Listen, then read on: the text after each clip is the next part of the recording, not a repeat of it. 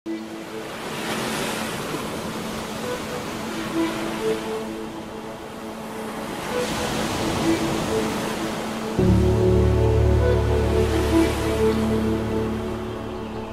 গল্প জলের জীবনের।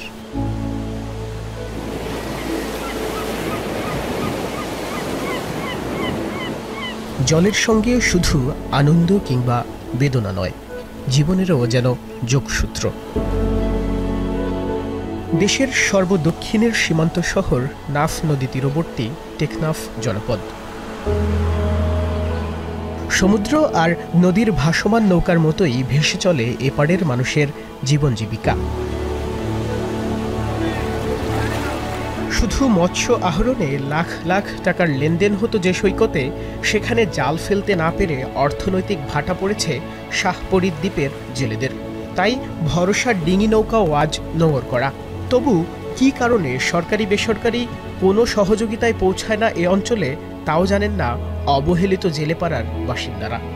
9 মাস ছেলে মেয়েদেরকে অন্য এলাকায় যায় কাজকর্ম করতে পারে, ওগুলা নিয়ে কষ্ট করি আনি আর কিছু খাই।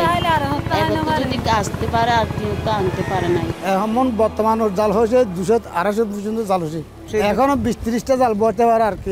ওখানে গেলেও ওখানে মায়ের মা থেকে ওখানে হাড়ির থেকে গেলেও গুলি। বান্ডেল থাকলে প্রতি সেনমানিতে টাকা বাঁচবে। বিকাশ সেনমানি বান্ডেল কিনে জিতুন প্রতি লেনদেনে। উপকূলীয় এ অঞ্চলের আয়ের আরেক উৎস সুপারি। বড় আকারের জন্য সারা দেশে প্রসিদ্ধ টেকনাফের সুপারি। ভালো দাম পাওয়ায় সুপারি চাষের দিকে ঝুঁকছেন কৃষকরা। স্থানীয় বাজারে সপ্তাহে লেনদেন প্রায় কোটি টাকা। আমাদের এই সুপারিটা সুস্বাদু, আমরা সারা দেশে পাঠাই। এখন বিদেশে যারা এই করে তারা ইনপুটার যারা থাকতে পারে তারা ওখান থেকে কিনে নিয়ে যায়।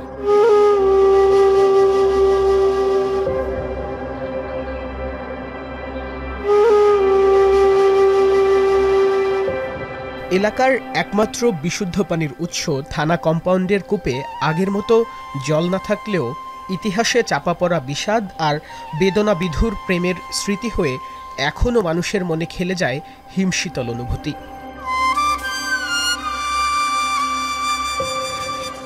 শত বছর আগে এখানেই পানি নিতে আসতেন কিন্নরকণ্ঠী রাখাইন জমিদার কন্যা মাথিন। চাকরির প্রয়োজনে টেকনাফে আসা বাঙালি পুলিশ অফিসার ধীরাজের সঙ্গে স্থানীয় প্রকৃতিকন্যার প্রণয়ের পরিণতি হল বিরহে। অমর প্রেমের গল্প ধরে রাখতে পর্যটক আকর্ষণের কেন্দ্রবিন্দু মাথিনের কূপের পাশে ধীরাজের আবক্ষ মূর্তি, যার স্মৃতি সংরক্ষণেও নেওয়া হয়েছে উদ্যোগ।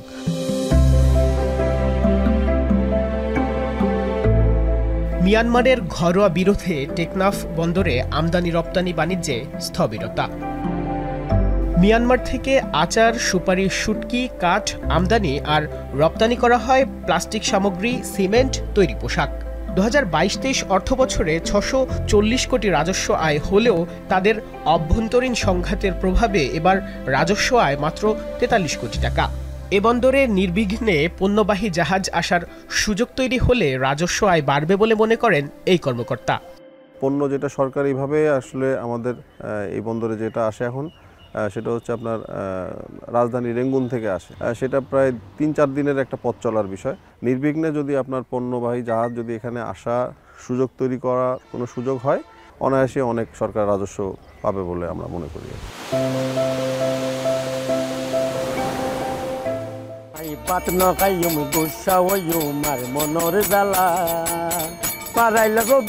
সুন্দর আর বোয়া খালা এই বাত না খাই আমি গুসা হইও মার মনের জ্বালা, পাড়াই লাগবে খুব সুন্দর আর বোয়া খালা।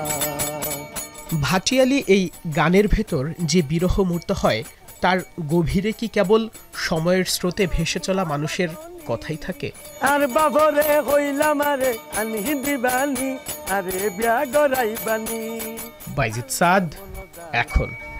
বাত না খাইও গুসা হইও মার মনের জ্বালা, পাড়াই লাগবে খুব সুন্দর আর বোয়া খালা।